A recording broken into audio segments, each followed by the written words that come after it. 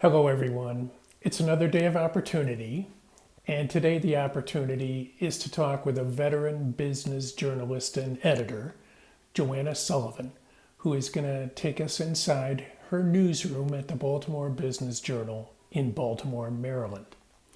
First, a little background. The Baltimore Business Journal has a weekly print edition and paid circulation of close to 9,000, and it also has a large online presence with monthly unique users of about 450,000.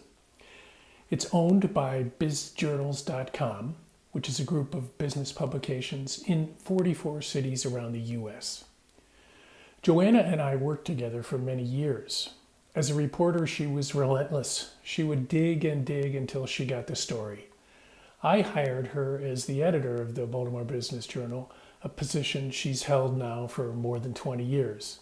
And I came to know her family as well. Joanna has been working from home for almost a year now, and that's where I caught up with her. I started out by asking her what's changed in journalism since she started in the business, and what kinds of skills and abilities she looks for in the young people she hires. When students come to you, or when young people try to get a job, what are they interested in? Like, for example, the students who are at the University of Maryland in journalism today. Um,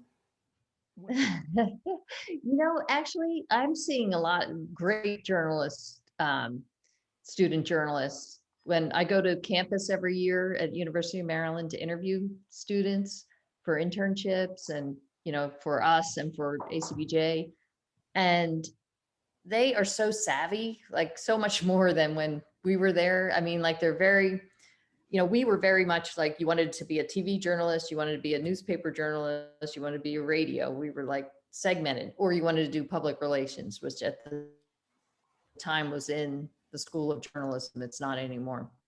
Now they can do a lot of things, multimedia. But what hasn't changed is, they're just really focusing on good reporting and writing. And they have so many opportunities. I mean, now, like I see job openings at major dailies that I never saw before. White House correspondent jobs wide open. Maybe that's because nobody wants to cover the White House in the last couple of years. But and also you have companies like Axios and ProPublica and like other online sites that are hiring journalists. So there's a lot of opportunities and at good salaries too, which, organizations have had to increase salaries to get good people because there's a lot of opportunities and people always tell journalists. I remember hearing this when I was in school, there are no jobs, don't go into this field. I don't believe that. I see a ton of jobs right now and not enough good people. Well, journalism today is very different than it was when I started over 30 years ago, but it's also very much the same in many ways. We are now so beholden to technology. I've been working from home for since March because of the pandemic, and we would never have been able to do this, even 10 years ago. But we're able to report and write and get everything published online. Now, the things that are the same are you need really good people to run a newsroom. You need people who are curious, smart, uh, um, really want to know the answers to a question and who can uh, turn those into a great story. And my staff every day, we meet every morning and we discuss, and we meet on Microsoft Teams now, and we discuss what the big news of the day is. We talk about what we should pursue, what we should, leave alone, and then we from there we decide, what we're going to write about. And of course, that could change any given day. A big story breaks, a company lays off, hundreds of people, or a company gets acquired. we're always looking for local news and local business news. So it's different in other newsrooms, but what we consider news is, change, things that will affect our business readers. And we do that all day. And what's changed is that we used to be a weekly. When Jim used to be our publisher, we came out once a week. And we waited till Friday, worried that the competition would beat us, but now we can publish all day, every day, which we do, 7 days a week. But what hasn't changed is, we're very focused on making sure the news is fair and accurate and balanced, especially important today because we're under so much scrutiny. People don't like journalists. So we have to make sure we show them that we are being fair and accurate in all of our stories. Your competitors, 15 years ago, the competitors were The Sun, the Daily Record, and maybe that weekly business publication whose name I forget. But who do you see now as your competitors, or who are the people you watch? We have many competitors. We continue to have the Baltimore Sun, the daily newspaper, and the Maryland Daily Record, which is a daily business and law publication. But there are so many other outlets. We have all these online organizations that try to break news, and there's also Twitter. If we hear a restaurant is closing, we want to beat the people on Twitter to that. People who just, citizen journalists also compete against us on a daily basis. And we want to make sure we get our stories out, very rapidly. So online is our competition, and, TV in some parts, but for the most part, we see a lot of competition, as well as nationally with, we cover big companies that are national in scope, and we want to make sure we beat the national publications as well, the Wall Street Journal and the Washington Post, which is right, down the road. Could you describe maybe the last young person that you hired? What kind of skill set they had that caught your attention, or the last intern that you hired? What was it about that person that you attracted your attention, and how are they doing? I just hired a new intern. She's going to start in May, and I had to meet her, from Zoom. And what I liked about her was that she asked a lot of good questions about us, about what she would be doing. She had some good ideas coming into the interview. She was very passionate about being a journalist and wanting to learn. And she is coming to us from Morgan State University, where she has been working on this paper there. She is also pursuing other internships as well after her internship with us will end. So we're excited about her. And the intern I had last summer, I actually had two interns, and they could not come to our newsroom because of COVID. So they were completely online, and that did not faze them. They never met my staff. We met every morning on Teams, and they went out and they pursued stories. They did not let the technological, problems bother them. They wanted to learn as much as possible. So I think willing to be, to adapt to any situation is great for anyone aspiring to be an intern or to get their first job. How much do your reporters use these when they go out? I imagine, do they still go out and interview people? Are they still able to? Well, we have to do it kind of it case by case situation. We're not really supposed to allow them to be out and about covering things, but we have found ways that they can, mostly to go out to observe something. Not a lot of one-on-one interviews. We're not allowed to do that. But they have gone to some press conferences, and the phone is crucial. We don't have a staff photographer, so everyone takes their own pictures. They might take video, but they're using that a lot, and to stay in touch too, as well, and to record. Mhm. If they do go to a press conference, they might be able to record a soundbite. How much do you use, say, audio and video of all your content? Say, what percentage would you say is audio and video or anything like that? The company, very little these days. I think we kind of realized as a company that we weren't good at it and put our resources elsewhere. We're not doing a lot of video. You won't see a lot from the markets anymore. After initial push that they wanted us to be videographers, and they realized our readers don't really like to take time during their day to watch videos. Podcasts, though, are doing well for us. In fact, today, one of the reporters, and she's a veteran reporter, who's not the most technologically savvy, but she had a really good interview with someone, Jim, Bob Manikin. Oh, And wow. so she said, I'm going to do a podcast because, I have this really good story with him about the market in, dealing with the pandemic and how the commercial real estate market is suffering. But I'm going to record a podcast. So she recorded that, and we're going to run it with the story.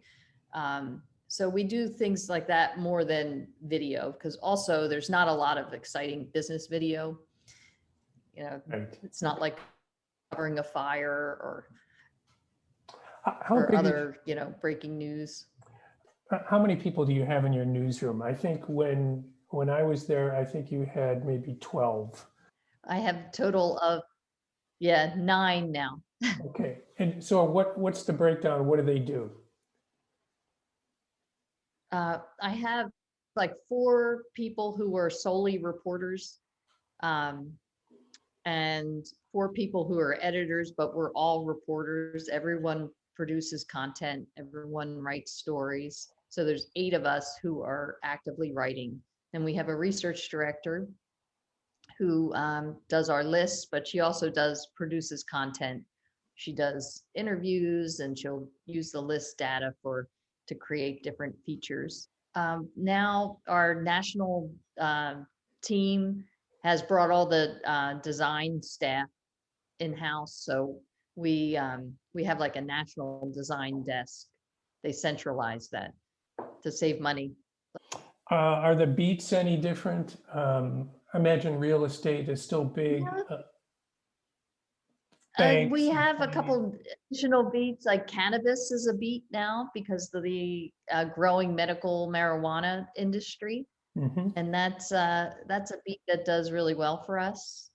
But pretty much things haven't changed that much in terms of beat coverage. Just we focused it more. We tried not to do everything, and we try to, we really use analytics now to try to determine, what people want to read, and that's really kind of helped us focus more on what stories do well. And Well, what are the most popular stories?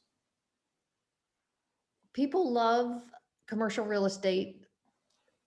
So stories about a big lease in a building that might be up for grabs.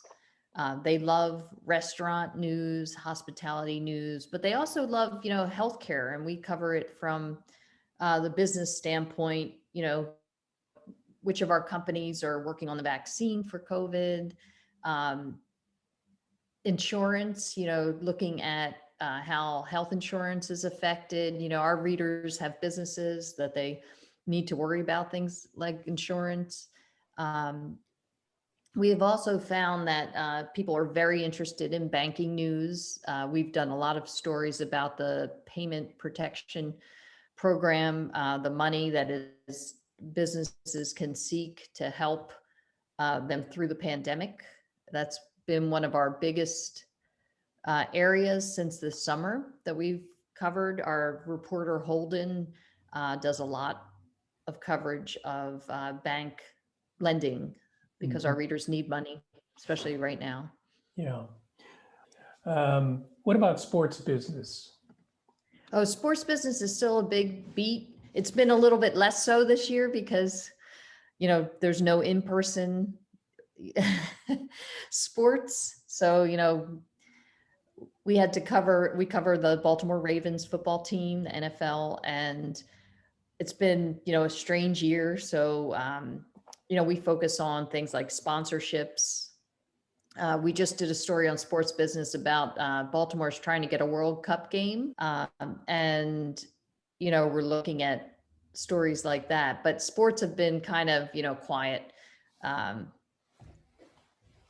this year. We have a big golf tournament coming in June, which is still on. So we're, we were talking about coverage of that today, the BMW championship. What about your time? They a lot of the I noticed that the publications all do a lot of best of this or best of that, and there used to be practically once a month, practically an event per month. Um, and how has that affected you and your editorial team and so forth? It's hurt, we often did events, and when the pandemic hit, we had to shut down all the events and start pulling them online. I would say it's a um, mixed bag right now. They don't make much money unless they have a sponsor, and it's tough to get sponsors. But it's also a big time. Takes a lot of time for our people to pull together these things. So um, it's a challenge right now because we have found that we do all this work and we do this online events, but the viewership is very small. So the pay, it's not quite paying off right now. We did do a big national event last week, which I was, really pleased to be part of. I did the moderating for this discussion with Richard Florida, an urbanist, and we did it. All the markets ran it, and now we're doing local content, local event this week based on that topic, and that did really well. I mean, we had a big name, but in terms of sponsorship and viewership, that was one of our most successful events so far. But it's been a struggle. Hmm. So, It's a tough time to be in ad sales and publishing, Jim. As you know, yeah, they're pulling their hair out. okay. What about one of the things that seems to have changed for editors is the wall between marketing. Well, there used to be a very, strong wall between editorial and marketing and sales. And is there more collaboration and You know, it continues. That wall is still there, and luckily, it's like I've been blessed with like good publishers that keep the wall there. You, John, and now Rhonda. I tell the sales team like a general thing. I say, we're doing this great publication on who's who in law, and it's gonna, involve big players, but I don't give them the list.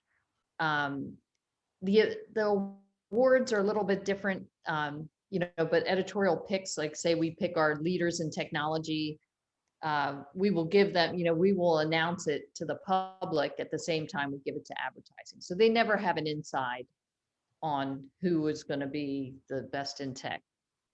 ACBJ has kept that wall.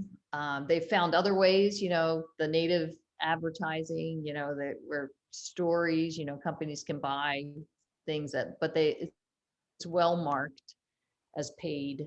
I'm not sure the readers always know though. That's to me is always the problem, but I do feel like they, we have maintained that and it's so important.